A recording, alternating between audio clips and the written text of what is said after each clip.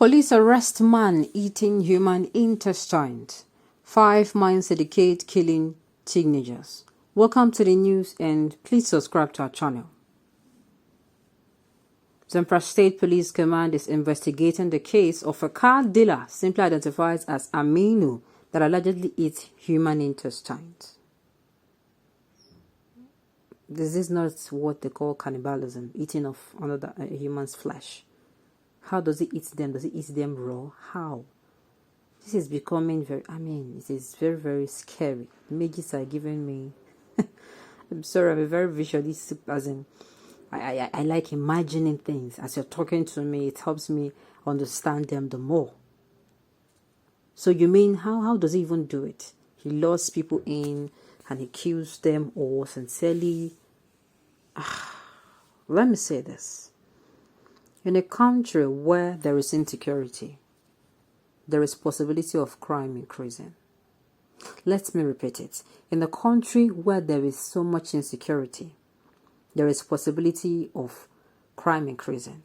It is going to be easier for people to come and plant on a farm that is actually something that's been planted on it. Yes.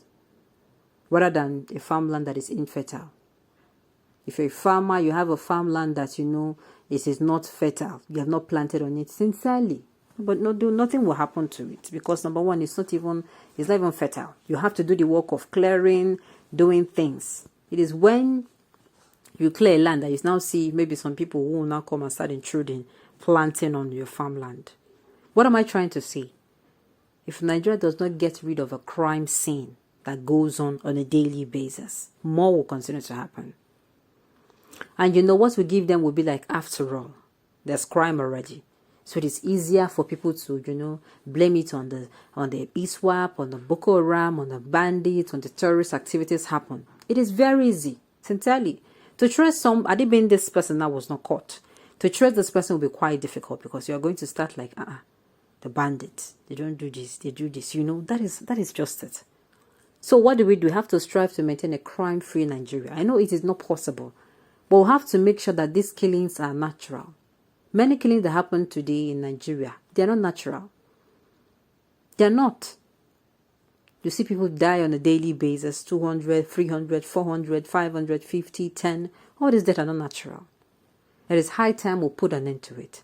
And it's until we do so, that is when we are going to be able to reduce such crime. Because it will be very difficult for someone who wants to commit a crime and knows that, nobody's committing a crime now. If I do it, I'm going to be caught. Definitely, they can trace it back to you. But if there's so much crime, there's so much chaos. It's just like a place where there is so much calm and quietness.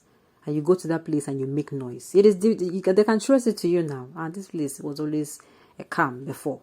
They can trace it to you. What am I saying? The earlier we deal with this insecurity in Nigeria, the better for all of us. Okay, the news in detail. Please stay with us. The arrest of the suspect followed the arrest of a 5-man syndicate by police allegedly killing teenagers. In a video clip being circulated on social media, the syndicate claimed to have been kidnapping children and murdering them. In an interrogation at the Central Police Station, Gusau, one of the suspects claimed to have murdered 2 children and removed their intestines and throat. We supplied the intestines and throats with prospective buyer at 500,000 naira per child, he added. The suspect claimed to be an orphan, but when asked if he ever regretted his actions, he said no. The police later arrested a man who claimed to have been receiving and eating human intestines and throat. All the suspects are being detained by the police for further interrogations as the police declined to make the matter public until the investigation is concluded. God have mercy. God will keep protecting our children, sincerely. God will keep protecting our children.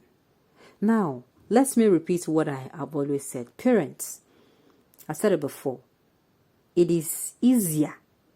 I'm going to say this. It is actually, or it was easier for parents before the 90s. Let's say our parents who got married in the 90s than parents who actually got married in 2000 to actually in the 80s, than parents who actually got married in the 80s But you see 2000, 2001 too sincerely. You don't know the battle that you're going to be facing.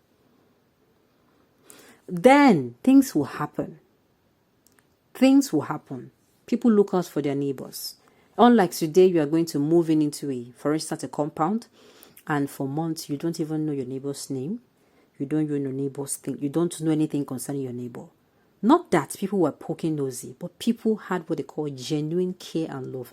Neighbor, I'm not saying you. Are you okay? I just wanted to come and see how you're doing. I've been coming and going to work for over some days now. I've not seen you. I just wanted to. There are people who care genuinely for the other. There are people who looked out for your daughter, for your son, for your children. They see things and be like, I saw your daughter, oh, please, oh, this and this was what she was wearing. There are some who will even, when they see that's what you did, you need to be spanked immediately. They spank you real good. And when your parents come back, you told them, see, I spanked your child. What was she? Look at what she was doing. So in most cases, your parents will thank them and devour you right in front of them. Devour you, as in discipline you very well. Then tell them that, see, next time, thank you very much, ma.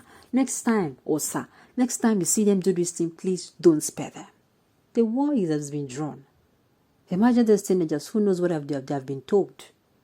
Who knows what they were told to make them to follow these people, and before you know, they were brought to their end.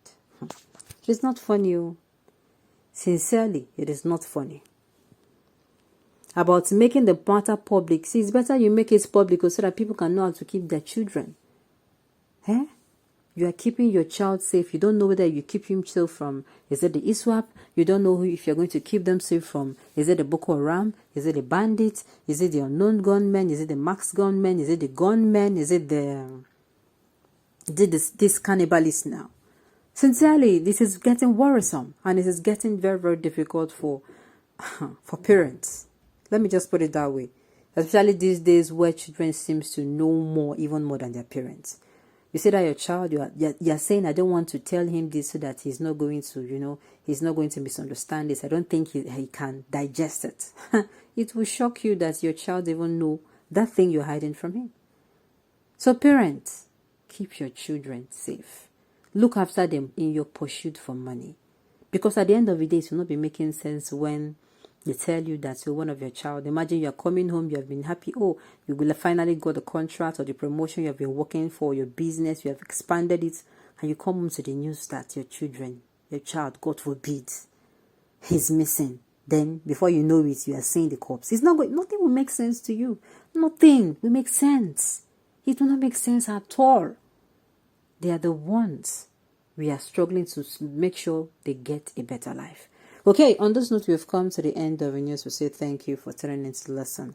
And until I come your way next time, enjoy the rest of the day.